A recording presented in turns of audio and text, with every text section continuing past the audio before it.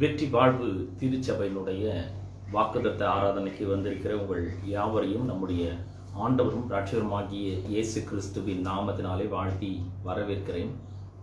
கர்த்தர் கடந்த 4 மாதங்களாக நம்மை கண்மணி போல பாதுகாத்து பராமரித்து ஆசீர்வித்து போஷித்து தழைத்தொங்கி வளரும்படி நம்மை பாதுகாத்து வந்திருக்கிறார். இந்த 5ஆம் மாதத்திலே நாம் பிரவேசித்திருக்கிறோம். இந்த 5ஆம் மாதத்திலே தேவன் நமக்கு கொடுக்கிற வாக்குத்தத்தம் 23ஆம் சங்கீதம் 4ஆம் வசனம். நான் மரண இருளின் பள்ளத்தாக்கில் நடந்தாலும் பொல்லாப்புக்கு பயப்படேன். தேவரீர் என்னோட கூட இருக்கிறீர். உமது கோலும் உமது தடியும் என்னை தேற்றும். பிரியமானவர்களே, நாம் ஒரு இயற்கைக்கு அப்பாற்பட்ட வித்தியாசமான ஒரு காலகட்டத்திலே நாம் வாழ்ந்து கொண்டிருக்கிறோம். உலகமே ஒரு மிகப்பெரிய அச்சுறுத்தலுக்குள்ளாக போய்கொண்டிருக்கிறது. எல்லாருடைய இருதயங்களிலும் பயமும் கலக்கமும் திகிலும் பிடித்திருக்கிறது. எந்த நேரத்தில் என்ன நடக்குமோ, எப்போ யாருக்கு என்ன ஆகுமோ அப்படின்ற ஒரு கலக்கத்திலே மக்கள் இருக்கிறார்கள். ஆனால் நம்முடைய தேவன் சுகத்தை அருளுகிற தேவனாய் இருக்கிறார். ரொம்ப அற்புதமான ஒரு காரியம். நாம் சுகத்தை பெற்றுக்கொள்ள வேண்டும் என்று அவர் விரும்புகிறார். சுகத்தை கொடுக்க அவர் சித்தமுள்ளவராக இருக்கிறார். ஏதோ 1-2 பேரை மட்டும் கிடையாது, எல்லாரையும் சுகமாக்க அவர் வல்லவராக இருக்கிறார். ஆகவே இதை வாசித்த வேத பகுதி சொல்லுகிறது, நான் மரண இருளின் பள்ளத்தாக்கிலே நடந்தாலும் பொல்லாப்புக்கு பயப்படேன். பாருங்க, மரண இருள் இங்க வருது. ஆனா ஆங்கில வேதாமத்தில் though I may walk in the shadow of death, மரண நிழலின் பள்ளத்தாக்கு அப்படி சொல்லப்பட்டது. அது வந்து ஒரு நிழல் தான். அதை நம்மளை சேதப்படுத்த முடியாது. யாரை? கர்த்தராகிய இயேசு கிறிஸ்துவை நம்முடைய வாழ்க்கையின் ஆண்டவராக இரட்சகராக ஏற்றுக்கொண்டிருக்கிறவர்களுக்கு மரணம் ஒரு பெரிய ஒரு கொடூரமான ஒரு காரியம் கிடையாது. ஆனால் நாம் இது கொடூரமான காரியம் இல்லைன்றதுனால நம்ம உடனே மறிக்க வேண்டிய அவசியம் கிடையாது. இந்த உலகத்திலே தேவன் நமக்கு வைத்திருக்கிற நோக்கங்களையும் திட்டங்களையும் நாம் முழுமையாக நிறைவேற்றி முடித்து நம்முடைய ஓட்டத்தை முடிச்சு அப்புறம் நம்ம போறது தான் நமக்கு ஏற்றதாக இருக்கிறது. ஆகவே இந்த வாசித்த வேத பகுதி சொல்வது, நான் மரண இருளின் பள்ளத்தாக்கிலே நடந்தாலும் பொல்லாப்புக்கு பயப்படேன். இந்த பயம் கொஞ்சம் நல்லா யோசிச்சு பாருங்க. ஒண்ணுமே நடக்கலனா கூட இந்த பயம் வந்துச்சுன்னா ரொம்ப மோசமான விளைவுகளை ஏற்படுத்துகிறதாக இருக்கிறது. அநேக வேத வல்லுநர்கள் சொல்கிறார்கள், பயம் நம்மை முடமாக்கும், எதையுமே செய்ய விடாது. பயம் வந்துச்சுன்னா இட் கிரிப்ஸ் அவர் ஹார்ட். அது நம்முடைய இருதயத்தை பற்றி பிடித்துக் கொள்ளும். வேற எதையும் நம்ம யோசிக்கவே முடியாது. தேவன் இந்த பயத்திலிருந்து நம்மை விடுதலையாக்கி இருக்கிறார். பாருங்கள், இன்றைக்கு அநேகருடைய உள்ளங்கள் மனங்கள் பயத்தினால் நிரம்பி இருக்கிறது. எல்லாத்துக்குமே பயம். ஆனால் இந்த பயங்களுக்கெல்லாம் ஒரு பெரிய ஒரு தாய் பயம் அப்படின்னு சொன்னா அது மரண பயம் தான். ஆனால் அதிலிருந்து கூட தேவன் நம்மை விடுவித்திருக்கிறார். இப்ப பாருங்க, இந்த வேத வசனம் சொல்வதுன்னா, மரண இருளின் பள்ளத்தாக்கிலே நடந்தாலும் பொல்லாப்புக்கு பயப்படேன். அதாவது மரணத்துக்கு ரொம்ப கிட்ட போயிட்டு இருந்தாலும் சரி, நான் பயப்பட மாட்டேன். பொல்லாப்பு எனக்கு வந்துருமோ, பொல்லாப்பு எனக்கு நேரிடுமோ, இந்த பொல்லாப்பு என்னை பற்றி பிடித்து கொள்ளுமோ, இந்த ஆபத்துல நான் அழிஞ்சு போயிடுவனோ அப்படின்ற பயம் நமக்கு இருக்க வேண்டிய அவசியம் இல்லை. முதல்ல இன்றைக்கு முக்கியமா இந்த வாக்குத்தத்தம் என்னன்னா, இந்த பயத்திலிருந்து நீங்களும் நானும் விடுதலை ஆக வேண்டும் என்று தேவன் விரும்புகிறார். ஏன்னா நமக்கு ஒரு மிகப்பெரிய உடன்படிக்கையின் தேவன் இருக்கிறார். அது ரொம்ப முக்கியமானது. பாருங்க, அதை ஞாபகம் வைத்துக் கொள்ள வேண்டும். நமக்கு ஒரு பெரிய உடன்படிக்கையின் தேவன் இருக்கிறார். அவர் நம்மளை நேசிக்கிறார். அவர் நமக்கு சுகத்தை கொடுக்க விரும்புகிறார். நம்முடைய சரீர சுகத்திற்காக அவர் கல்வாரி சிலுவிலே தம்முடைய இன்னுயிரையே கொடுத்திருக்கிறார். அவர் அவ்வளவு பாடுபட்டிருக்கிறார், ரத்தம் சிந்தியிருக்கிறார், தம்முடைய சரீரத்தை விற்கும்படி ஒப்பு கொடுத்திருக்கிறார். ஆகவே நாம பயப்பட வேண்டிய அவசியம் இல்லை. ஒருவேளை நீங்கள் கர்த்தராகிய இயேசு கிறிஸ்துவை ஆண்டவராக ரட்சகராக ஏற்றுக்கொண்டிருப்பீர்கள் என்றால் நான் உங்களுக்கு சொல்கிறேன், கர்த்தர் உங்களை சுற்றிலும் ஒரு வேலி அடைத்திருக்கிறார். யார் அதை ஊடுருவின் வெளியே உள்ள வந்துட முடியாது, உங்களை தாக்க முடியாது. நீங்கள் பத்திரமாக இருக்கிறீர்கள். அதைத்தான் கர்த்தர் இந்த காலை வேளையிலே உங்களுக்கு சொல்லுகிறார். பாருங்கள், இங்க இன்னைக்கு நிறைய செய்திகளை நாம கேட்கிறோம், நிறைய நியூஸ் நம்முடைய காதுகளுக்கு வருது. இவ்வளோ வந்துடுச்சா அவ்வளோ வந்துடுச்சா அப்படின்னு. நான் சொல்றேன், நீங்களும் நானும் அதை கண்டு பயப்பட வேண்டியதில்லை. ஏன்னா ஏற்கனவே 91ஆம் சங்கீதத்துல நம்ம வாசிக்கிறோம், உன் பக்கத்தில் 1000 பேர், உன் வலது புறத்தில் 10,000 பேர் விழுந்தாலும் அது உன்னை அணுகாது. அவர் சொல்லியிருக்கிறார் அணுகாதுன்னு சொல்லி.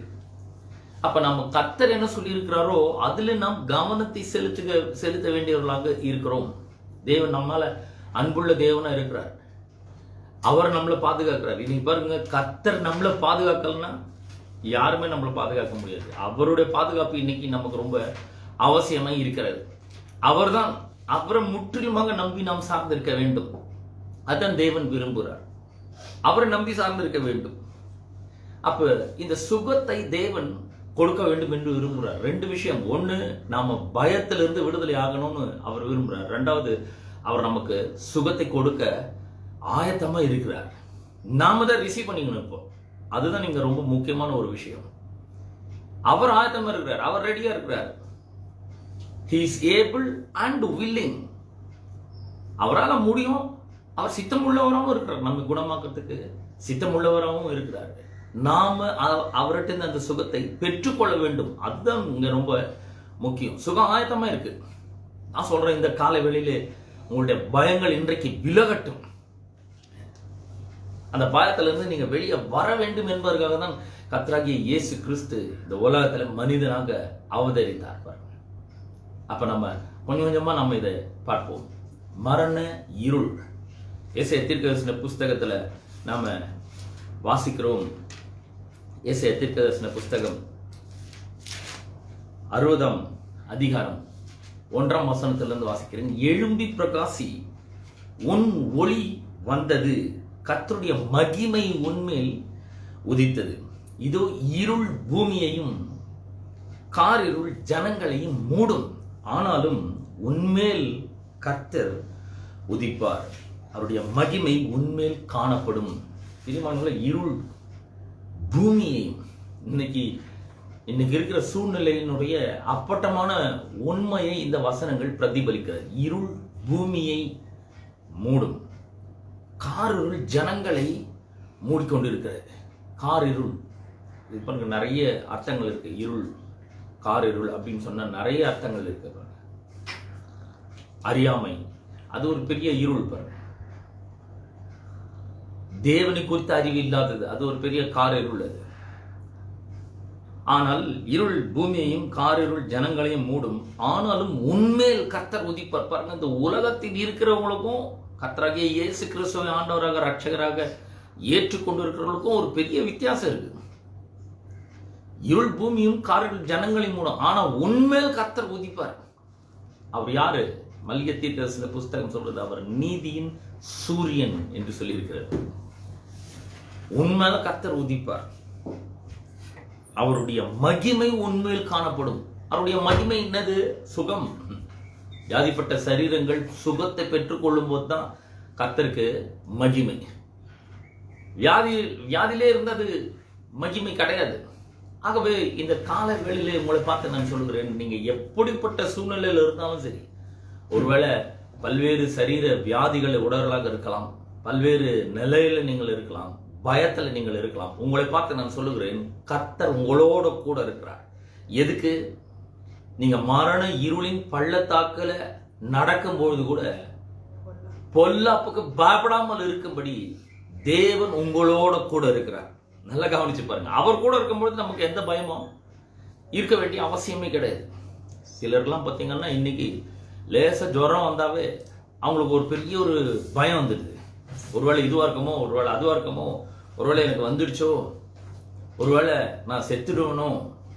இது உண்மை. பாருங்க, யாரா இருந்தாலும் இப்படிப்பட்ட ஒரு எண்ணங்கள் உள்ள வர்றது அது சாதாரணமாகி விட்டது. ஆனா ஒண்ணு நான் உங்களுக்கு சொல்ல விரும்புகிறேன், நமக்கு ஒரு மிகப்பெரிய உடன்படிக்கை தேவன் இருக்கிறார் நம்மளை பாதுகாக்கிறதுக்காக. அவர் என்ன சொல்லியிருக்கிறார் என்பதை நாம் கவனிக்க வேண்டும். பாருங்க, நம்ம இன்னைக்கு ஃபுல் டேட்டா கையில் வச்சுட்டு இருக்கோம். எந்தெந்த மாநிலத்தில் எவ்வளோ பேருக்கு தொற்று ஏற்பட்டிருக்குது, எவ்வளோ பேர் இறந்திருக்காங்க, ஒவ்வொரு நாளும் தொற்று எவ்வளோ அதிகரிக்குது, எல்லாமே தெரியும். ஆனால் இதை குறித்து கர்த்தர் என்ன சொல்லியிருக்கிறார்? நம்முடைய சரீர சுகத்தை குறித்து, நம்முடைய பலனை குறித்து, நாம் இந்த உலகத்தில் பொல்லாத உலகத்தில் வாழ்ந்தாலும் நாம் எப்படிப்பட்ட ஒரு வெற்றிகரமான வாழ்க்கையை வாழ முடியும் என்பதை பற்றி கர்த்தர் என்ன சொல்லியிருக்கிறார் என்பது கட்ட நமக்கு ஒன்றுமே தெரியாது. அதுதான் ரொம்ப முக்கியமான பொருள். கர்த்தர் என்ன சொல்லியிருக்கிறார் என்பதை எடுத்து நம்ம உள்ளத்துல ஸ்டோர் பண்ண வேண்டும். இது ஒரு பெரிய ஒரு விஷயமே இல்லை. ஒரு மிகப்பெரிய தெய்வ மனுஷர் சொல்லியிருக்கிறார், இந்த உலகத்தில் இருக்கிற எல்லா வைரஸ் தொற்றுகளையும் எடுத்து ஒன்னா சேர்த்தா கூட அது 2 கிராமுக்கும் குறைவாக தான் இருக்கும். அது எடை போட்டாங்க. எல்லா மக்களுக்குள்ள இருக்கிற எல்லா வைரஸ் வியாதிகளையும் எடுத்து வே பண்ணாக்கா ஏதோ 1.5 மில்லி 1. ஏதோ ஒரு 2 கிராமோட கம்மி தான் அவர் சொல்றாரு. ஆனால் நான் சொல்றேன், அதை காட்டிலும் இயேசுவின் நாமம் ரொம்ப பெரிய ஒரு வல்லமுள்ள ஒரு நாமமா இருக்கிறது. நீதிமொழிகள் 18:10 சொல்கிறது, கர்த்தருடைய நாமம் பலத்த துருகம், நீதிமான் அதற்குள் ஓடி ஒளிந்து சுகமாய் தங்கியிருப்பான் என்று கர்த்தருடைய வார்த்தை சொல்கிறது. ஆகவே இந்த கால வேளையிலே உங்களுடைய இருதயத்தையும் மனதையும் விட்டு பயம் அகன்று போகட்டும் என்று நான் சொல்கிறேன். இந்த மரண பயம் அறவே நீங்கி போகட்டும். எப்போ நீங்க போகும்? இந்த உலகம் என்ன சொல்லுதோ அதை நம்ம காதலையும் கண்ணில் பார்த்து காதலை கேட்டுக்கொண்டே இருந்தா இந்த பயம் போகாது. கர்த்தர் என்ன சொல்லி இருக்கிறார் என்பதை நாம கண்ணுக்கு முன்னாடி வைக்கணும். நம்ம காதல் அதை கேட்கணும். நம்ம வாய் அதை மட்டுமே பேசணும். அப்படி பேசும்பொழுது, அது அப்படி பார்க்கும்பொழுது, அப்படி கேட்கும்பொழுது நிச்சயமாகவே நாம வெற்றி பெற முடியும் வாழ்க்கையில. எப்பேற்பட்ட ஒரு வியாதிகளாக இருந்தாலும் அதை நம்ம மேற்கொள்ள முடியும். இப்போ அவர் என்ன சொல்லியிருக்கிறார் அதை நாம் கொஞ்சம் பார்ப்போம். தேவன் முதல்ல இந்த உலகத்தையும் மனிதனையும் உண்டாக்கின பொழுது வியாதியே இல்லை. வியாதி இல்லாத ஒரு உலகத்தை தேவன் உண்டாக்கினார். ஆனால் மனிதன் பாவம் செய்து தேவனுக்கு கீழ்ப்படியாமல் போனது நிமித்தமாக வியாதிகளும் சாபங்களும் உள்ளே நுழைந்தது. ஆனா தேவன் அவனை அப்படியே விட்டு விடவில்லை. அவர் சொல்றாரு யோவான் 10:10, திருடன் திருடவும் கொல்லவும் அழிக்கவும் வருகிறான் என்று வேறொன்றுக்கும் வரான், நானோ அவைகளுக்கு ஜீவன் உண்டாயிருக்கும், அந்த ஜீவன் பரிபூர்ணப்படவும் வந்தேன் அப்படின்றார். அதாவது நான் உயிரை கொடுக்கும்படி வந்தேன். மரண பயத்திலே கஷ்டப்பட்டு கொண்டு இருக்கிறவர்களுக்கு ஜீவனை அளிக்கும்படி நான் வந்துக்கிறேன். ஆனா திருடன் ஒருத்தர் இருக்கான். அவனை பண்றான், திருடவும் கொல்லவும் அழிக்கவும் வருகிறான் சொல்ற. பிசாசு பார்த்தீங்கன்னா நமக்குள்ள பயத்தை புகுத்துகிறான். மரண பயத்தை நமக்குள்ள கொண்டு வருகிறான். நம்முடைய எண்ணங்களில் ஒரு பெரிய தாக்கத்தை ஏற்படுத்துகிறான். ஒண்ணுமே இல்லைன்னா கூட நம்முடைய எண்ணங்கள்ல அதை கொண்டு வரோம். ஒருவேளை நமக்கு வந்துட்டு இருக்கோமோ அப்படி யோசிக்க ஆரம்பிச்சிடுறோம். பிரியமானவர்களே, நான் உங்களுக்கு சொல்றேன், கர்த்தர் நம்மளை பாதுகாத்து கொண்டு இருக்கிறார். 121 சங்கீதம் சொல்லுகிறது, இதோ இஸ்ரவேலை காக்கிறவர் உறங்குகிறதும் இல்லை தூங்குகிறதும் இல்லை, கர்த்தர் உன் வலது பக்கத்தில் உனக்கு நிழலா இருக்கிறார் என்று சொல்லியிருக்கிறார். இதெல்லாம் பாருங்க, நம்ம இதை கவனிக்க வேண்டும். இதை ஒவ்வொரு நாளும் எடுத்து அதை தியானிக்க வேண்டும். அதை ஒவ்வொரு நாளும் வாயை திறந்து சொல்ல வேண்டும். 91 சங்கீதத்தில் நமக்கு சொல்லப்பட்டிருக்கிறது, நான் கர்த்தரை நோக்கி நீர் என் அடைக்கலம், என் கோட்டை, என் தேவன், நான் நம்பி இருக்கிறவர் என்று சொல்லணும். அதனுடைய ஆசீர்வாதமே வேற. அப்படி சொல்லும்போது என்ன நடக்கும்? அவர் உன்னை வேடனுடைய கண்ணிக்கும் பாழாக்கும் கொள்ளை நோய்க்கும் தப்புவிப்பார். இதுல இருந்து தப்பு வைக்கிறதுக்கு ஒரு தேவன் ஒருவர் இருக்கிறார். அவர் ஏற்கனவே எல்லாத்தையும் ஆயத்தப்படுத்தி வச்சிருக்கிறார். சுகம், பலன், ஆரோக்கியம், ஜீவன், நல்வாழ்வு இதெல்லாம் ஆயத்தப்படுத்தி வச்சிருக்கிறார். எப்படி அதை நம்ம ரிசீவ் பண்ணிக்கிறது? இதை எடுத்துன்னு போய் நம்முடைய உள்ளத்திலும் மனதிலும் வைக்க வேண்டும். ஒவ்வொரு நாளும் டெய்லி எழுந்த உடனே நம்ம 91 சங்கீதத்தை வாசிப்போம். அவர் உன்னை வேடனுடைய கண்ணிக்கும் பாழாக்கும் கொள்ளை நோய்க்கும் தப்புவிப்பார். அவர் தமது சிறகுகளாலே உன்னை மூடுவார். அவர் செட்டைகளின் கீழே அடைக்கலம் புகுவேன்.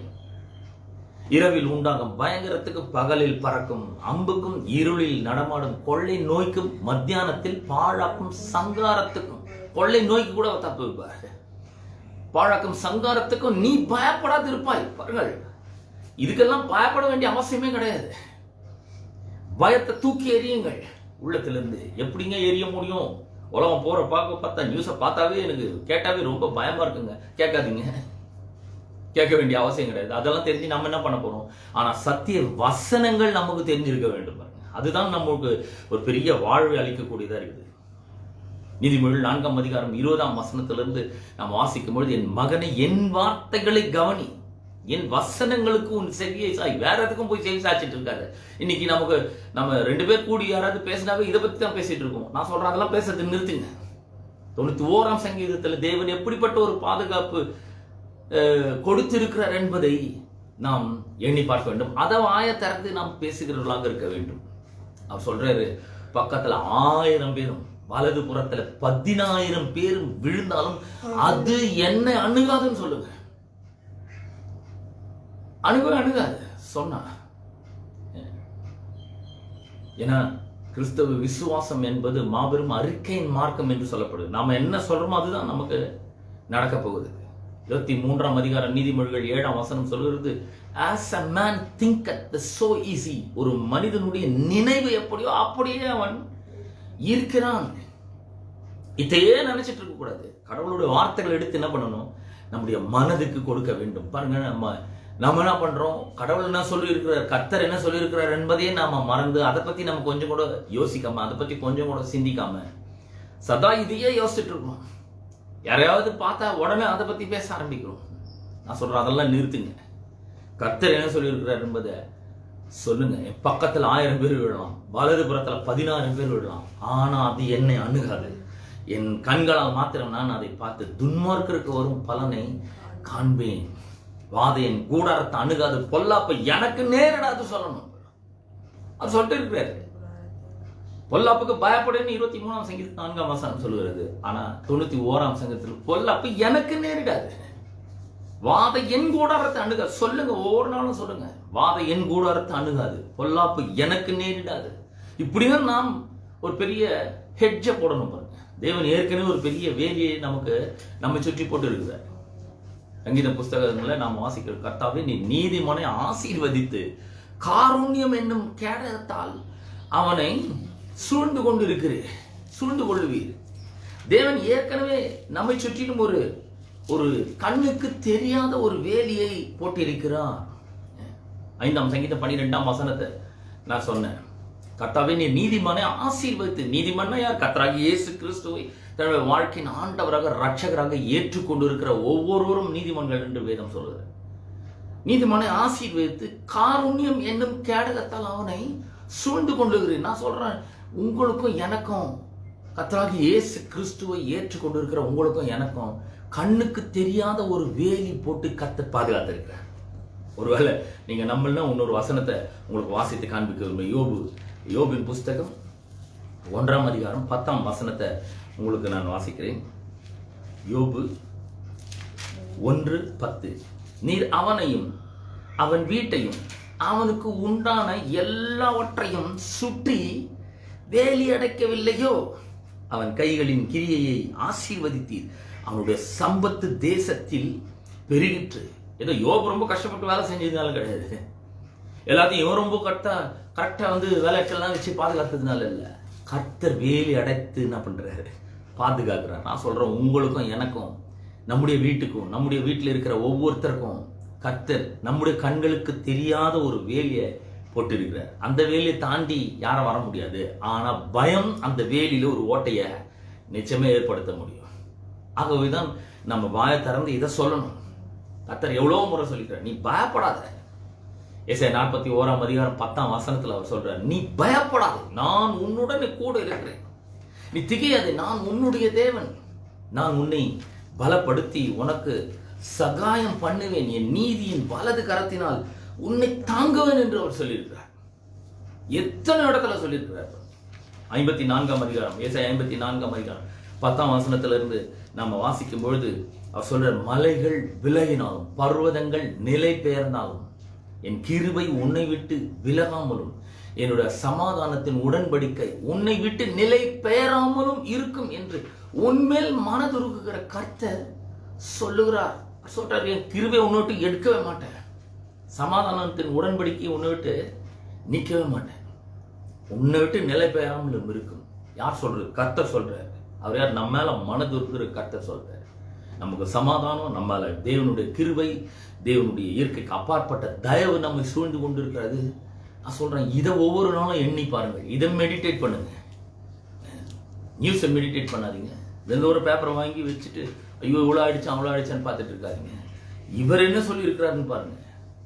பக்கத்துல எத்தனை பேர் விழுந்தாலும் சரி என்ன அணுகாது, பொல்லாப்பு எனக்கு நேரிடாது. பாருங்க 54ஆம் அதிகாரம், ஏசாயா 54ஆம் அதிகாரம் 14ஆம் வசனத்தை வாசிக்கிறேன். நீதியினால் ஸ்திரப்பட்டிருப்பாய், கொடுமைக்கு தூரமாவாய், பயம் இல்லாதிருப்பாய், திகிலுக்கு தூரமாவாய், அது உன்னை அணுகுவதில்லை. எவ்வளவு அற்புதமான வசனம் பாருங்க. எவ்வளோ பிரமாதமா சொல்லியிருக்கு. நீதினா ஸ்திரப்பட்டிருப்பாய். நீதினா என்ன? கர்த்தர் என்ன சொல்லியிருக்கிறாரோ அதை எடுத்து உள்ளத்துல வச்சு விசுவாசிக்கிறது. நீதினா ஸ்திரப்பட்டிருப்பாய், கொடுமைக்கு தூரமாவாய், பயம் இல்லாதிருப்பாய், திகிலுக்கு தூரமாவாய், அது உன்னை அணுகுவதில்லைன்னு அவர் சொல்லியிருக்கிறார். யார்? ஒரு நாளும் பொய்யுரையாத தேவன் சொல்லியிருக்கிறார். அவர் அணுகுவதில்லைன்னு சொன்னா அணுகாது, அவ்வளவுதான். அதை சொல்ல வேண்டும். என்ன அணுகாது? பொல்லாப்பு எனக்கு நேரிடாது, வாத என்கூடரத்தை அணுகாது, எதுவுமே அணுகாது. அப்ப தேவன் அற்புதமான ஒரு சுகமாக்கும் திட்டத்தை அவர் வச்சிருக்கிறார். அப்ப வியாதிகள் ஏன் வருகிறது பாருங்க, நிறைய காரணங்கள் இருக்குது. அதுக்கு ஒரு முக்கியமான காரணம் என்னன்னா சாபம். மனிதன் பாவம் செய்ததின் விளைவாக இந்த உலகத்துல சாபத்துக்கு வழி விட்டுட்டான் பாருங்க. சாபம் உலகத்துக்குள்ள பிரவேசிச்சு ஒவ்வொரு மனுஷன் மேலையும் அது ரொம்ப அதிகமா பரவ ஆரம்பிக்கிறது. முழு உலகத்திலும் அது பரவி இருக்கிறது சாபம். உபாகமம் 28ஆம் அதிகாரம் சில வசனங்களை உங்களுக்கு நான் வாசித்து காண்பிக்க விரும்புகிறேன். எதில இருந்தெல்லாம் நாம விடுதலை ஆக்கப்பட்டிருக்கிறோம் என்பதை உங்களுக்கு காண்பிக்க விரும்புகிறேன். உபாகமம் 28ஆம் அதிகாரம் 20ஆம் வசனத்திலிருந்து வாசிக்கிறேன். என்னை விட்டு விலகி நீ செய்து வருகிற துர்க்கிரைகளின் நிமித்தம் சீக்கிரத்தில் கெட்டு போய் அழியும் மட்டும் நீ கையிட்டு செய்கிறது எல்லாவற்றிலும் கர்த்தர் உனக்கு சாபத்தையும் சஞ்சலத்தையும் கேட்டையும் வரப்பண்ணுவார். நீ சுதந்திரிக்கும் தேசத்தில் கர்த்தர் உன்னை நிர்மூலமாக்கும் மட்டும் கொள்ளை நோய் உன்னை பிடித்துக் கொள்ள பண்ணுவார். கொள்ளை நோய் ஒரு சாபம். பாகம் 28ஆம் அதிகாரம் 21ஆம் வசனம் சொல்லுவது சாபத்தின் விளைவாக தான் இதெல்லாம் வருகிறது. 22ஆம் வசனம் கர்த்தர் உன்னை ஈழையினாலும் காய்ச்சலினாலும், ஃபீவர், கோல்டு, ஃபீவர், உஷ்ணத்தினாலும், எரிபந்தத்தினாலும், வறட்சியினாலும், கருக்காயினாலும், விஷப்பனினாலும் வாதிப்பார். நீ அழியும் மட்டும் இவைகள் உன்னை பின்தொடரும். சாபத்தினுடைய ஒரு பகுதியாக இதெல்லாம் இருக்கிறது. ஆனா நீங்களும் நானும் பயப்பட வேண்டிய அவசியம் இல்லை. இது இல்லாம சாபம். ஆனா கர்த்தர் சொல்றாரு யாத்திராமம் 15:26 நானே உன் பரிகாரியாகிய கர்த்தர் அப்படி சொல்லியிருக்காரு. நான் தான் உன்னுடைய டாக்டர், நான் தான் உன்னுடைய மருத்துவர் சொல்றாரு. இந்த சாபத்துக்கு நாம பயப்பட வேண்டிய அவசியம் இல்லை. இந்த சாபத்திலிருந்து உங்களையும் என்னையும் கர்த்தர் என்ன பண்ணியிருக்கிறாரு? மீட்டெடுத்திருக்கிறார். கலாத்தியருக்கு எழுதின நிருபம் 3ஆம் அதிகாரம் 13-14 வசனங்கள் சொல்றது மரத்தில் தூக்கப்பட்ட எவனும் சபிக்கப்பட்டவன் என்று எழுதியிருக்கிறபடி கிறிஸ்து நமக்காக சாபமாகி நியாய பிரமாணத்தின் சாபத்திற்கு நம்மை நீங்களாக்கி மீட்டு கொண்டார். நீங்களும் நானும் யாரு? மீட்கப்பட்டவர்கள். எல்லாரும் சொல்லுவோம் நான் மீட்கப்பட்டவன். நீங்களும் நானும் மீட்கப்பட்டவர்கள். மீட்கப்பட்டவர்கள் எப்படி பேசணும்? 107ஆம் சங்கீதம் 2ஆம் வசனம் சொல்லுகிறது. 1லிருந்து வாசிக்கிறேன். கர்த்தரை துதியுங்கள், அவர் நல்லவர், அவர் கிருபை என்றும் உள்ளது. கர்த்தரால் சத்துருவின் கைக்கு நீங்களாக்கி மீட்கப்பட்டு கிழக்கிலும் மேற்கிலும் வடக்கிலும் தெற்கிலும் உள்ள பல தேசங்களிலும் இருந்து சேர்க்கப்பட்டவர்கள் அப்படி சொல்ல கடவர்கள். எப்படி சொல்லணும்? கர்த்தர் நல்லவர், அவரை துதியுங்கள், அவர் கிருபை என்றும் உள்ளது. அவர் கிருபை என்றும் உள்ளது. அவர் கிருபை என்னைக்கும் மாறவே மாறாது. மீட்கப்பட்டவர்கள் இப்படி சொல்லணும். பிரியமானவர்களே, நான் சொல்றேன், கர்த்தர் நமக்கு சுகத்தை வைத்திருக்கிறார். பாருங்க, பாவத்தின் விளைவா சாபம் இந்த உலகத்துல பிரவேசிச்சது. சாபத்தின் விளைவா தான் இந்த நாம காண்கிற இவ்வளோ பெரிய பெரிய வியாதிகள், கொள்ளை நோய்கள், காய்ச்சல்கள், இப்படிலாம் வந்திருக்கிறது. ஆனா நீங்களும் நானும் சாபத்துக்கு நீங்களாக்கே மீட்கப்பட்டுடுறோம். நாம என்ன பண்ணணும்? கர்த்தர் நல்லவர், அவரை துதியுங்கள், அவர் கிருபை என்றும் உள்ளது. கர்த்தர் நல்லவர், அவரை துதியுங்கள், அவர் கிருபை என்றும் உள்ளது. இப்படி சொல்லணும். வியாதியை பத்தி பேசக்கூடாது. இரண்டாவது, தேவன் நம் எல்லாரையும் குணமாக்க சித்தமுள்ளவராக இருக்கிறார். நம் அனைவரும் குணமாக்குவது தேவனுடைய சித்தமா இருக்குது. தேவன் யாரெல்லாம் குணமாக்கணுமோ அவங்க நெத்தியிலெல்லாம் யார் நெத்தியிலெல்லாம் ரெட்டு சிலுவை போட்டு அவங்களெல்லாம் குணமாக்குறேன், வெள்ளை சிலுவை போட்டவங்களாம் குணமாக்க முடியும் அப்படி சொல்லலை. எல்லாரையும் அவர் குணமாக்க சித்தம் உள்ளவராக இருக்கிறார். பாருங்கள், சில வசனங்கள் உங்களுக்கு வாசிக்க விரும்புகிறேன். மத்தேயு சுவிசேஷம் 14ஆம் அதிகாரம் 14ஆம் வசனத்தை வாசிக்கிறேன். மத்தேயு சுவிசேஷம் 14ஆம் அதிகாரம் 14ஆம் வசனம். இயேசு வந்து திரளான ஜனங்களை கண்டு அவர்கள் மேல் மனதுருகி அவர்களில் வியாதியஸ்தர்களாக இருந்தவர்களை சொஸ்தமாக்கினார். ஆங்கில வேதாந்தத்தில் நீங்க பாத்தீங்கன்னா ஜீசஸ் ஹீல்ட் ஆல், எல்லாரையும் சொஸ்தமாக்கினார். யாரெல்லாம் வியாதி இருந்தது எல்லாரையும் சொஸ்தமாக்கினார். பிரியமானவர்களே, சகோதரனே சகோதரி, ஒருவேளை நீங்கள் சுகவீனமா இருப்பீர்கள் என்றால், வியாதி ஒருவேளை உங்களை தாக்கி இருக்கும் என்றால், நீங்கள் உங்களுடைய இருதயத்திலே பயத்துக்கு இடம் கொடுக்காதீர்கள். கர்த்தரை விசுவாசிங்கள். அவர் சொல்லியிருக்கிறார், வியாதியஸ்தர்கள் எல்லாரும் என்ன பண்ணியிருக்கிறார்? அவர் குணமாக்கி இருக்கிறார். அப்போஸ்தலர் 10ஆம் அதிகாரம் 38ஆம் வசனத்துல லூக்கா சொல்றாரு, நசரேயனாகிய இயேசுவை தேவன் பரிசுத்த ஆவியினாலும் வல்லமையினாலும் அபிஷேகம் பண்ணப்பட்டிருந்தார், அபிஷேகத்திருந்தார். கர்த்தர் அவருடனே கூட இருந்தபடினாலே அவர் நன்மை செய்கிறவராயும் பிசாசின் பிடியில் அகப்பட்ட யாவரையும் குணமாக்குகிறவராயும் சுற்றி திரிந்தார். சிலருக்கு பாத்தீங்கன்னா இது ஏன் வந்தது அப்படிலாம் பயங்கரமா போட்டு மண்டை குழப்பிக்கிறாங்க. சிலருக்கு ஒருவேளை இது கர்த்தருடைய நியாய தீர்ப்பா இருக்கோமோ, கர்த்தர் தான் இதை அனுப்புறாரு அப்படின்லாம் சொல்றாங்க. இல்ல, கர்த்தர் எப்பவுமே நன்மையான எந்த ஈவும் பூரணமான எந்த வரமும் பரத்திலிருந்து உண்டாக்கி ஜோதிகளின் பிதாவின் இடத்திலிருந்து இறங்கி வருகிறது. அவரிடத்தில் யாதொரு மாறுதலும் வேற்றுமை நீளம் இல்லை. அவர்கிட்ட நன்மை மட்டும்தான் வரும். வியாதி அவர்கிட்ட வர்றது கிடையாது. பருவத்துல பெரிய பெரிய வைரஸ் பாக்டீரியா வச்சிருக்கிறாரா? அவர் யாரெல்லாம் கீழ்பட்டி அவங்க மேல அனுப்புறது கிடையாதுங்க. இது கர்த்தர் அனுப்புறது கிடையாது. அவருடைய எல்லா நியாய தீர்ப்பையும் இயேசு கிறிஸ்துவின் மீது ஊற்றி இருக்கிறார். அவர் இன்றைக்கு கிருபையா காத்து கொண்டு இருக்கிறார். இந்த வியாதிக்கு தப்பித்துக் கொள்ள வேண்டும் என்றால் கர்த்தராகிய இயேசுவை ஆண்டவராக ரட்சகராக ஏற்றுக்கொண்டு அந்த உடன்படிக்கைக்குள்ள வரும்பொழுது தேவன் நம்மை சுற்றிலும் ஒரு வேலை அமைக்கிறார். கண்ணுக்கு தெரியாத ஒரு வேலை அமைக்கிறார். பாதுகாப்பு வளையத்தை போடுகிறார். பாதுகாப்பு வளையம், ஒரு பெரிய வேலி நம்மை சுற்றிலும். நான் சொல்றேன், இன்னைக்கு நீங்க யாரா இருந்தாலும் சரி, ஒருவேளை வியாதியின் பிடியில சிக்கி கொண்டிருக்கலாம். இந்த இயேசுவை நீங்கள் விசுவாசிங்கள். அவர் மேல நம்பிக்கை வைங்க. அவருக்கு உங்களோட வாழ்க்கையை ஒப்பு விடுங்க.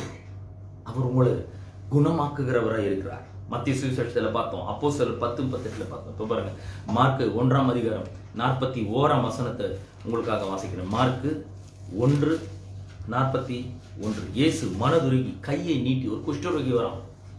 குஷ்டரோகி அவர் முன்பாக மண்டியிட்டு முழங்கால் படிட்டு, உமக்கு சித்தமானால் என்னை சுத்தமாக்க உம்மால ஆகும் என்று வேண்டிக் கொள்கிறார். உடனே இயேசு சொல்றார், இயேசு மனதுருகி கையை நீட்டி அவனை தொட்டு, எனக்கு சித்தம் உண்டு. நிறைய பேருக்கு இது ஒரு பெரிய பிரச்சனை. இயேசுவால எல்லா வியாதியும் குணமாக்க முடியுங்க, ஆனா இது கர்த்தருடைய சித்தம் தானா? ஆமா, கர்த்தருடைய சித்தம் தான். பாருங்க, சொல்லி இருக்கிறாரு. இந்த குஷ்டரோகி யாரு என்ன எதுவுமே சொல்லவே இல்லை. ஒரு குஷ்டரோகி அவருக்கு முன்னாடி முழங்கால் படிக்கிட்டு அப்படின்னு அர்த்தம், அவர் மேல நம்பிக்கை வச்சு இவரால முடியும் அப்படின்னு நம்பிட்டாங்க. கண்டிப்பா இவர்கிட்ட போனா ஒரு பெரிய சுகம் எனக்கு கிடைக்கும்ன்றத நம்பிட்டான். ஆனா இவரு என்ன குணமாக்குறது அவருடைய சித்தமா? அதுல அவனுக்கு ஒரு பெரிய டவுட். அதனால அவன் கேட்கிறான், உமக்கு சித்தமானால் என்னை சுத்தமாக்க உம்மால ஆகும். சுத்தமாக்கக்கூடிய வல்லமை உங்களுக்கு இருக்குது, ஆனா என்ன குணமாக்கிறதுக்கு உமக்கு சித்தம் தானா, விருப்பம் தானா? இயேசு சொல்றார், உடனே சொல்றார், மனதுருகி கையை நீட்டி அவனை தொட்டு, எனக்கு சித்தம் உண்டு, நீ சுத்தமாக முதல்ல எப்படியோ நீ சுகத்தை பெற்றுக்கொள்ளும், அதுதான் என்னோட விருப்பம் அப்படின்றார். நான் சொல்றேன், இன்னைக்கு வியாதி இருக்கிற உங்கள் ஒவ்வொருவரையும் குணமாக்குவதுதான் தேவனுடைய சித்தமா இருக்குது. நீங்க வியாதியா இருக்கிறது தேவனுடைய சித்தம் கிடையாது. இதை நல்லா புரிந்து கொள்ளுங்கள். வியாதி தேவனுடைய சித்தம் அல்ல. நீங்கள் சுகத்தோடு வாழ்வதுதான் தேவனுடைய சித்தமா இருக்குது. நான் சொல்றேன், எனக்கு சித்தம் உண்டு, நீ சுத்தமாகு, நீ சுகமாகு, நீ ஆரோக்கியமாக. அதுதான் தேவன் உங்களை பார்த்து இன்றைக்கு சொல்றார். ஒருவேளை வியாதியில கஷ்டப்பட்டு கொண்டிருக்கலாம், மரண பயத்தின் பிடியில் இருக்கலாம், மரண இருளின் பள்ளத்தாக்கில் நீங்கள் நடந்து கொண்டிருக்கலாம். நான் சொல்ற பொல்லாப்பு உங்களுக்கு நேரிடாது. பொல்லாப்புக்கு பயப்படாதீர்கள். பொல்லாப்பு வந்துருச்சு அப்படின்னு நீங்க பயப்படாதீங்க. எப்படிப்பட்ட ஒரு சூழ்நிலையில இருந்தால் கர்த்தர் உங்களை விடுவிக்க, பாதுகாக்க, குணமாக்க அவர் வல்லவராய் இருக்கிறார். ஆகவேதான் பாருங்க, மார்க் 16:18 அவர் சொல்றாரு, வியாதிஸ்தர் மேல் கைகளை வைப்பார்கள், அப்பொழுது அவர்கள் சொஸ்தமாவார்கள் சொல்கிறார். 103ஆம் சங்கீதம் 2ஆம் வசனத்திலிருந்து 3ஆம் வசனத்திலிருந்து நாம் பார்க்கும் பொழுது, அவர் உன் அக்கிரமங்களை எல்லாம் மன்னித்து உன் நோய்களை எல்லாம் குணமாக்கி, எல்லா நோய்களையும் அவர் குணமாக்கிறார். எல்லாம் ஞாபகம் வச்சுக்கோங்க. ஏன் இவ்வளவு வசனத்தை சொல்றேன்? ஏன்னா எந்த ஒரு வசனம், ஏதாவது ஒரு வசனம் அது உங்களை தொட வேண்டும் என்று தான் நான் சொல்றேன். அவர் உன் அக்கிரமங்களை எல்லாம் மன்னித்து. ஏன்னா சிலருக்கு ஒரு பெரிய டவுட், ஒருவேளை நான் ஏதாவது பாவம் செஞ்சிருப்பனோ, தெரிஞ்சோ தெரியாமலோ ஏதோ ஒரு பாவம் செஞ்சிருப்போம், அதனால இந்த வியாதி வந்துச்சு. இல்ல, அதெல்லாம் எதுவுமே காரணம் கிடையாது. ஏன்னா எல்லா பாவத்தையும் அவர் சுமந்து தீர்த்து விட்டார். யோவான் சுவிசேஷம் 19ஆம் அதிகாரத்துல நாம வாசிக்கிறோம். எல்லாம் முடிந்ததுன்னு சொல்லிட்டார். எல்லா பாவத்தையும் அவர் சுமந்து தீர்த்தார். எல்லா சாபத்தையும் அவர் சுமந்துட்டார். எல்லா வியாதிகளையும் அவர் சுமந்து தீர்த்துட்டார். இனிமேல் நீங்கள் வியாதி இருக்க வேண்டிய அவசியம் இல்லை. பாவமெல்லாம் மன்னிக்கப்பட்டிருக்கிறது. அவர் சொல்றாரு, என் நாமத்தினாலே பாவம் மன்னிப்பையும் அவர்கள் பெற்றுக்கொள்ளும்படி அப்படின்ற. பிரியமானவர்களே, நான் உங்களுக்கு சொல்றேன், பாவங்கள் எல்லாம் மன்னிக்கப்பட்டிருக்கு. சங்கீதக்காரன் சொல்றான், அவன் அக்கிரமங்களை எல்லாம் மன்னித்து உன் நோய்களை எல்லாம் குணமாக்கி உன் பிராணனை அழிவுக்கு விலக்கி மீட்டு. ஒருவேளை உங்கள் பிராணன் அழிவுக்கு எதுவா இருக்குதா? இன்னைக்கோ நாளைக்கோ ஊசலாடி கொண்டு இருக்குதா உயிர்? நான் சொல்றேன், உங்கள் பிராணனை அழிவுக்கு விலக்கி மீட்கிறவர் ஒருவர் இருக்கிறார். அவரை தான் நான் சொல்லிட்டு இருக்கேன். அவர் மேல நம்பிக்கை வைங்க, அவர் மேல விசுவாசத்தை வையுங்கள், அவரை பரிபூர்ணமா நம்புங்கள். பிராணனை அழிவுக்கு விலக்கி மீட்டு கிருபினாலும் இரக்கத்தினால் உன்னை முடிசூட்டி நன்மையினால் உன் வாயை திருப்தியாக்குகிறார். கழுகுக்கு சமானமாய் உன் வயது திரும்ப வாழ வயது போலாகிறது. கர்த்தர் அப்படிப்பட்ட ஒரு அற்புதமான சுகத்தை உங்களுக்கு அவர் தருகிறவராக இருக்கிறார். அப்ப எப்படி இந்த சுகத்தை எப்படி பெற்றுக்கொள்வது? கர்த்தருடைய வார்த்தையின் மூலமாக நாம இந்த சுகத்தை பெற்றுக்கொள்ள முடியும். தேவனுடைய வார்த்தையின் மூலமாக. பாருங்கள், இங்க தேவன் என்ன சொல்றாருன்னா, அவர் நம்மை சுற்றிலும், அவருடைய ஜனங்களை சுற்றிலும், அவருடைய உடன்படிக்கையின் ஜனங்களை சுற்றிலும் ஒரு பெரிய வேலியை போட்டிருக்காங்க. இயேசு ஆண்டவரை ரட்சகரை ஏற்றுக்கொள்ளும் போது நீங்கள் அந்த வேலிக்குள்ளாக வருகிறீர்கள். பாருங்க, ஊரெல்லாம் மழை பெய்யுது, ஆனா கொடை பிடிச்சின்னு போனா நம்ம மேல மழை பெய்யுறது கிடையாது. அந்த கொடைக்கு கீழ் நாம் பாதுகாக்கப்பட்டு இருக்கிறோம். இன்சூரன்ஸ் எடுத்துக்கொள்ளுங்க. இன்சூரன்ஸ் பார்த்தீங்கன்னா இன்னைக்கு எல்லாத்துக்குமே இன்சூரன்ஸ் வந்துச்சு. இன்சூரன்ஸ் இல்லாமல் நம்ம ஒரு வண்டியை கூட ஓட்ட முடியாது. எல்லாத்துக்கும் ஒரு பெரிய இன்சூரன்ஸ். அது எப்படி? இன்சூரன்ஸ் ஒரு குடையின் கீழே இருக்கிற மாதிரி. வண்டி எடுத்து போய் ஏதோ ஒன்று நடக்குது, வண்டி டேமேஜ் ஆகுது, அதுக்கு என்ன பண்றான்? இன்சூரன்ஸ் கவரேஜ் இருக்கு, கவர் பண்ணப்பட்டிருக்கு. நான் சொல்றேன், இயேசுவின் ரத்தத்தினால நீங்கள் கவர் பண்ணப்பட்டிருக்கிறீங்க. உங்களுடைய சரீர சுகம் அவருடைய ரத்தத்து மூலமா கவர் பண்ணப்பட்டிருக்கு. அவருடைய ரத்தம் சகல பாவங்களை நீக்கி உங்களை சுத்திகரிக்கும். இந்த வியாதிக்கெல்லாம் மூல காரணமே பாவம் தான். அதை வேறு இருக்கிற கர்த்தர், அவருடைய ரத்தம் உங்களை மூடிக்கொண்டிருக்கிறது. அதை மறக்காதீங்க. இதை பத்தி நிறைய தெரிஞ்சுட்டு ஆண்டவரை பத்தி ஒண்ணுமே தெரியாம இருக்க கூடாது. வசனம் தான் நிறைய தெரியணும் நமக்கு. அவர் சொல்றாரு, கழுகுக்கு சமானமாய் உன் வயது திரும்ப வாழ வயது போலாகிறது. இஸ்ரவேல் ஜனங்களுக்கு தேவன் அப்படிப்பட்ட ஒரு வாக்குத்தத்தத்தை கொடுத்து உடன்படிக்கையின் வாக்குத்தத்தங்கள் எல்லாம் கொடுக்கிறாரு. ஆனா அவர்கள் அந்த உடன்படிக்கை மீறினாங்க. மீறின உடனே அவர்கள் முதல்ல உடன்படிக்கை அந்த வாக்குத்தத்தங்கள் எல்லாம் மீறும் பொழுது, இந்த உடன்படிக்கை உடைத்து போடும்பொழுது தேவன் அவர்களை எகிப்தின் அடிமைத்தனத்துக்குள்ள கொண்டு செல்றாரு. பல முறை இவங்க அப்படியே தான் பாருங்க, வாக்குத்தத்தத்தை உடன்படிக்கை மீறுறாங்க, அவங்க பல்வேறு இன்னல்களுக்குள்ளாக செல்லுகிறார்கள்.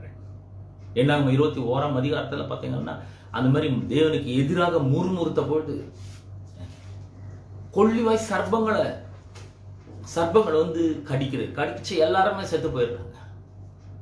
இதெல்லாம் என்னாகும் 21ஆம் அதிகாரத்தில் 6ஆம் வசனத்தை உங்களுக்காக நான் வாசிக்க விரும்புகிறேன். என்னாகும் 21ஆம் அதிகாரம் 6ஆம் வசனத்தை வாசிக்கிறேன். அப்பொழுது கர்த்தர் கொள்ளிவாய் சர்ப்பங்களை ஜனங்களுக்குள்ளே அனுப்பினார். அவர்கள் ஜனங்களை கடித்ததினால் இஸ்ரவேலருக்குள்ளே அநேக ஜனங்கள் செத்தார்கள். இன்னைக்கு இருக்கிற அதே சூழ்நிலை பாருங்க, அன்னைக்கு இருக்குது. சிறு ஜனங்கள் வனாந்தரத்தில் வந்து கொண்டு இருக்கிறார்கள், பிரயாணம் பண்ணி வந்து கொண்டே இருக்கிறாங்க. கர்த்தருக்கு விரோதமா முறுமுறுக்கிறாங்க. விரோதமா முறுமுறுத்த உடனே அவ்வளோ நாள் கர்த்தர் அவங்கள பாதுகாத்துனே வர்றாரு. அவங்கள சுற்றிலும் வேலி எடுத்து பாதுகாத்துனே இருக்கிறாரு. கர்த்தருக்கு விரோதமா முறுமுறுத்த உடனே அந்த வேலியில எல்லாம் ஓட்ட விழுது. ஓட்ட விழுந்த உடனே என்ன பண்ணுது? அடைப்பை பிடுங்குறவனை பாம்பு கடிக்கும் சொல்லி இருப்பார் ஒரு வசனம் 7ஆம். அந்த அடைப்பை பிடிக்கிறாங்க கர்த்தருக்கு எதிராக முறுமுறுக்கிறதுனால. நான் நல்லா பைபிள் வாசிக்கிறேன், நல்லா ஜெபம் பண்றேன், எவ்வளோ நேரம் ஆண்டவரோட ஸ்பெண்ட் பண்றேன், டெய்லி வந்து வாரம் நான் சர்ச்சுக்கு போறேன் ஒழுங்கா, எனக்கு ஏங்க இந்த மாதிரி இதே மாதிரி தான் முறுமுறுத்தார்கள். அன்னைக்கு கூட கர்த்தருக்கு விரோதமாக முறுமுறுத்தார்கள். கொள்ளிவாய் சர்ப்பங்கள் வந்து கடித்ததினால் இஸ்ரவேலருக்குள்ளே அநேக ஜனங்கள் செத்தார்கள். உடனே ஜனங்கள்லாம் போய் மோசேயின் இடத்துல போய், நாங்கள் கர்த்தருக்கு உமக்கு விரோதமாக பேசினதுனால் பாவம் செய்தோம். பேசினதுனால, எதனால? பேசுறதுனால பாவம் செஞ்சிட்டோம்.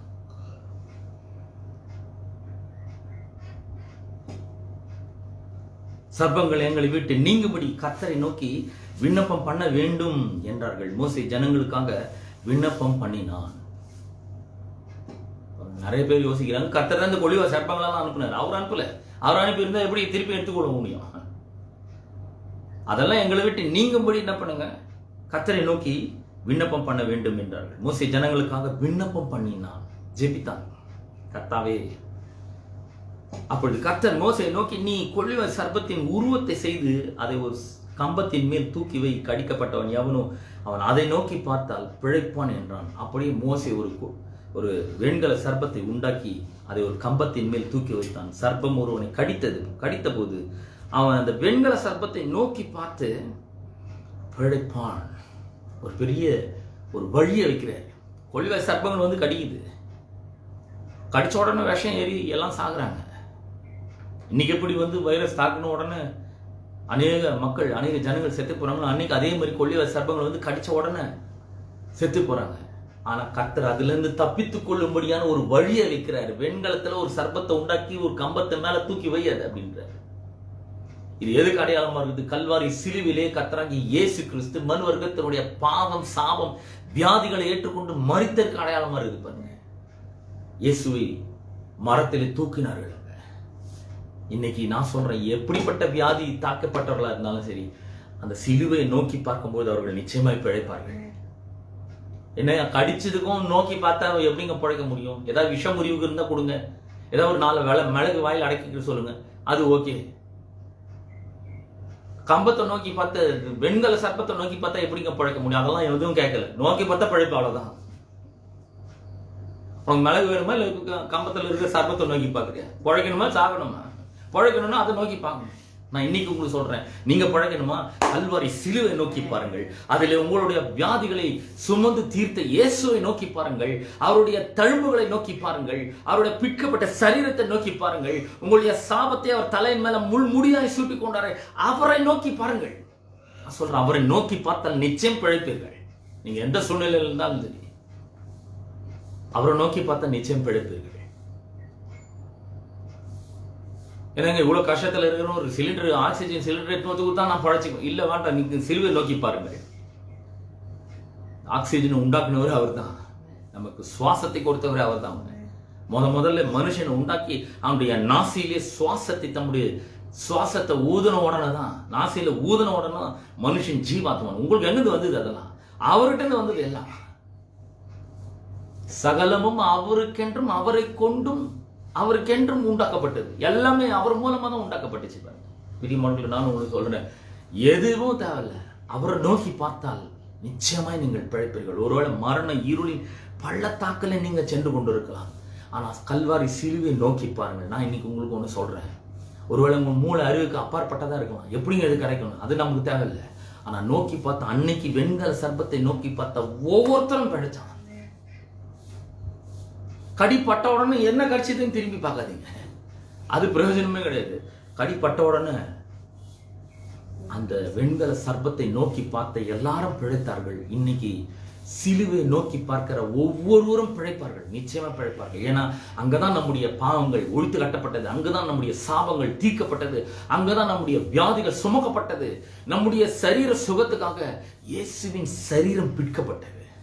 அவருடைய பிடிக்கப்பட்ட சரீரம், சிந்தப்பட்ட ரத்தத்தின் மூலமாக இன்னைக்கு உங்களுக்கு ஒரு பெரிய ஒரு சுகம், சரீர சுகம் உங்களுக்கு கிடைக்குது. ஆகவே நான் சொல்றேன், பொல்லாப்புக்கு பயப்பட வேண்டாம். தாவீதோடு சேர்ந்து நாம சொல்லுவோம், பொல்லாப்புக்கு பயப்படேன். மரண இருளின் பள்ளத்தாக்கில் நடந்தாலும் பொல்லாப்புக்கு நான் பயப்படேன். ஒருவேளை நீங்க மரணத்தினுடைய விளிம்பில் இருக்கலாம், கடைசி மூச்சை விட்டு கொண்டு இருக்கலாம், உங்களுக்கு ஒரு நம்பிக்கை இருக்கிறது. கர்த்தராகிய இயேசு கிறிஸ்து உங்களுடைய பாவத்துக்காக, உங்களுடைய வியாதிகளுக்காக, உங்களுடைய பாவத்துக்காக அவர் கல்வாரி சிலுவையிலே ரத்தம் செய்தார். உங்களுடைய வியாதிகளை எல்லாம் தம்முடைய சரீரத்தில் ஏற்றுக்கொண்டு அவர் மரித்திருக்கிறார். அவரை நோக்கி பார்க்கும்பொழுது ஒரு பெரிய சுகம் உங்களுக்கு கிடைக்குது. இவங்க எப்படி பாவம் செஞ்சாங்க? வாயை சொல்லி பாவம் செஞ்சாங்க. கர்த்தருக்கு விரோதமாக பேசினதுனால் பாவம் செஞ்சாங்க. இப்ப எப்படி அதை சரி பண்ணுது? பேசி சரி பண்ணிடலாம்.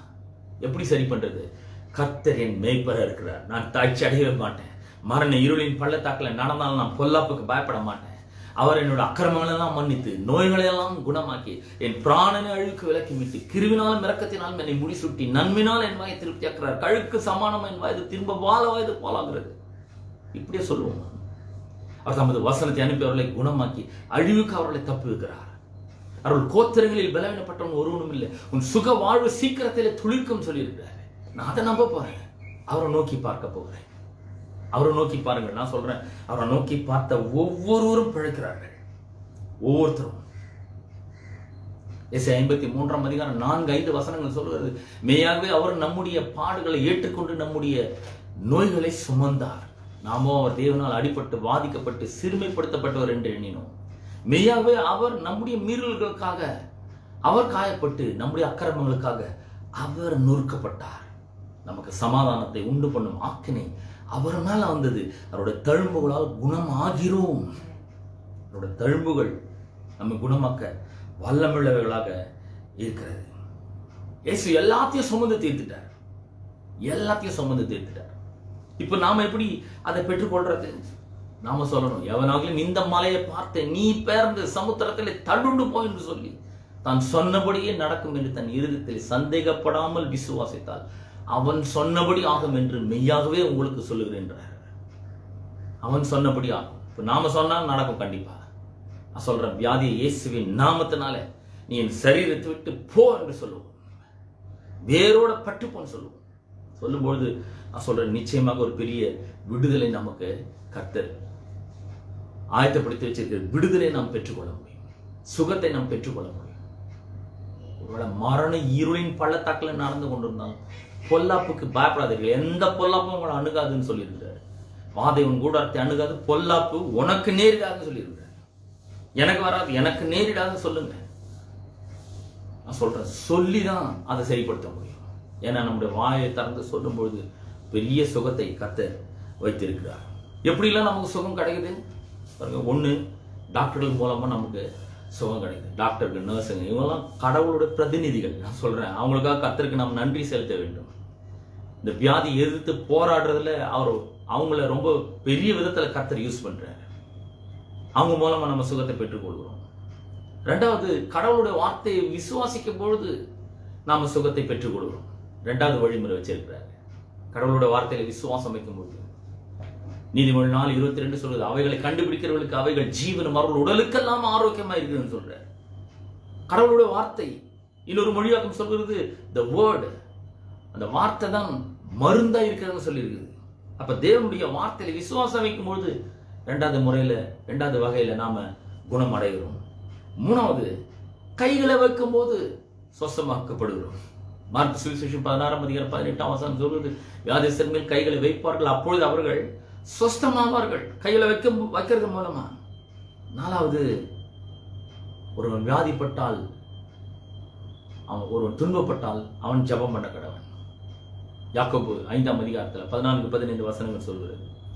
ஒருவன் வியாதிப்பட்டால், துன்பப்பட்டால் அவன் ஜெபம் பண்ணணும். வியாதிப்பட்டால் என்ன பண்ணணும்? சபையின் மூப்பரை வரவழைப்பானாக. அவர்கள் வந்து இவன் மேல எண்ணெய் பூசி என்ன பண்ணுவாங்க? அவனுக்காக ஜெபம் பண்ணுவார்கள். ஒருவேளை அவன் பாவம் செய்தவனானால் அது அவனுக்கு மன்னிக்கப்படும். கர்த்தர் அவனை குணமாக்குவார், எழுப்புவார். அவனை வியாதி படுக்கையிலிருந்து கர்த்தர் அவனை குணமாக்குவார். நீதிமானின் ஜெபம் ஊக்கமான வேண்டுதல் மிகவும் பலம் உள்ளதா இருக்கிறது சொல்லப்பட்டிருக்குது. அப்ப நாலாவது, எண்ணெயை ஊற்றி மூப்பர்கள் ஜெபிக்கும் பொழுது அப்படி ஒரு சுகம் கிடைக்குது. ஐந்தாவது, நல்ல மெச்சூர்ட் கிறிஸ்டியன்ஸ், நல்ல வளர்ந்த கிறிஸ்தவர்கள், அவங்க என்ன பண்ணணும்? பிரியமானவர்களே, நாம் அறிக்கை பண்ணுகிற பிரதான ஆசாரியராகிய இயேசு கிறிஸ்துவை கவனித்து பாருங்கள். எபிரேயர் 3:1 சொல்லுது. அவரை கவனித்து பார்க்கணும். அவர் யார்? நாம் அறிக்கை பண்ணுகிற பிரதான ஆசாரியர், நம்முடைய பிரதான ஆசாரியர். வளர்ந்த கிறிஸ்தவர்கள் என்ன பண்றாங்க? அவங்களுக்கு வியாதி வர மாதிரி இருக்கும் பொழுது வரத்துக்கு முன்னாடியே அவங்க ஒவ்வொரு நாளும் விசுவாசத்தை அறிக்கை செய்கிறார்கள். இயேசுவின் நாமத்தினால வியாதி என்னை அணுகாது, பொல்லாப்பு எனக்கு நேரிடாது, வாதை என் கூடாரத்தை அணுகாது, என் வழிகளிலெல்லாம் என்னை காக்கும்படி அவர் தம்முடைய தூதர்களுக்கு கட்டளையிடுவார் சொல்றாங்க. நிறைய வசனங்களை சொல்றாங்க. ஒருவேளை வியாதி வந்தா கூட அவங்க என்ன சொல்றாங்க? அந்த வியாதியை முதல்ல விரட்டி அடிக்கிற வேலையை பார்ப்பாங்க. வியாதியை நீ வேரோட பட்டு போய், என் சரீரத்தில் உனக்கு அனுமதி மறுக்கிறேன், என்னுடைய சரீரத்தில் நீ இருக்கிறதுக்கு நான் அலோவ் பண்ண மாட்டேன். I will not permit disease in the name of Jesus. இயேசுவின் நாமத்தினால போ, பேர்ந்து விலகு, என் சரீரத்தை விட்டு போ அப்படின்னு சொல்றோம் வளர்ந்த கிறிஸ்தவர்கள். ஆறாவது, இன்னொரு வழி வச்சுக்கிறார். சபையிலே தீர்விருந்தை வைத்திருக்கிறார். நம்முடைய சரீர சுகத்தை பெற்றுக்கொள்ள. ஏன் இவ்வளவு வழிகள்? ஏதோ ஒரு வழியில நீங்க சுகத்தை பெற்றுக்கொள்ளணும்னு அவர் விரும்புகிறார். இன்னைக்கு நான் உங்களுக்கு சொல்றேன், ஒருவேளை டாக்டர்கள் மூலமா நீங்க சுகம் அடையலாம், அல்லது கர்த்தருடைய வார்த்தை விசுவாசிக்கிறது மூலமா சுகம் அடையலாம், கையில வச்சு ஜெபம் பண்ற மூலமா சுகம் அடையலாம், எண்ணெய் பூசி ஜெபம் பண்றது மூலமா சுகம் அடையலாம், இயேசுவின் நாமத்து மூலமா சுகம் அடையலாம், இல்ல திருவிருந்து எடுக்கிறது மூலமா சுகம் அடையலாம். ஏதோ ஒரு விதத்துல நீங்க சுகமா இருக்கணும், நல்லா இருக்கணும், கெட்டு போக கூடாது, வியாதிப்பட்டு நீங்க மறிக்க கூடாது. அதுதான் தேவனுடைய சித்தமா இருக்கிறது. அவர் God is able and willing to heal you. நம்முடைய தேவன் உங்களை சுகமாக்க வல்லவரா இருக்கிறார், சித்தம் உள்ளவராயும் இருக்கிறார். நான் சொல்றேன், இந்த வியாதிக்கு நீங்க இணங்கிடாதீங்க. அவ்வளவுதாங்க, ஹோப்பே போச்சு.